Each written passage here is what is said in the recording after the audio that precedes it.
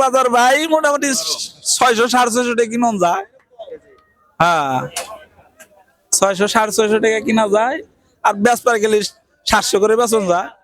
তো এটুকাই, আর আমরা তো দেশে নেই না, ফালিয়ে ধর নাকি লস হইতাছে, কিনা পারি না, খাদ্যর দাম বেশি, সবকিছুর দাম এখন বর্তমানে লস হইতাছে, ঘাটতি যেতেছে, গরুর বাজার কম বর্তমানে। হ্যাঁ কিনতে আসছি, কিনছি 2-3টা কিনছি, কিনা হয়েছে। দেশের যে পরিস্থিতি তাতে ভয়াবহ। এই চামড়া বেচবার গেলে বেচা যায় না, গরু কিনবার গেলে কিনে সেখানে বেচন যায় না, অবস্থা খারাপ। বেচবার গেলে 700 করে বেচন যায় না, কিনবার গেলে ওই রকম অবস্থা। তাহলে এখন কি করবেন? সব জায়গায় সিন্ডিকেট, অবস্থা ভয়াবহ ভাই। হাটের অবস্থা ভালো না।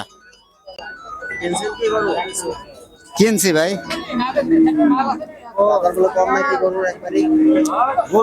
কিছুদিন আগে গরুওয়ালারা কয় কম, কিন্তু আমরা কিনবার গেলে তো কমে পাই না।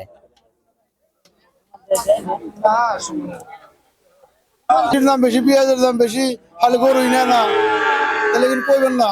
কারণ আমরা বাসি কেমন আমি আসছিলেন ইয়া গরু আনলে তো বাসুন না, গরু আনছি না।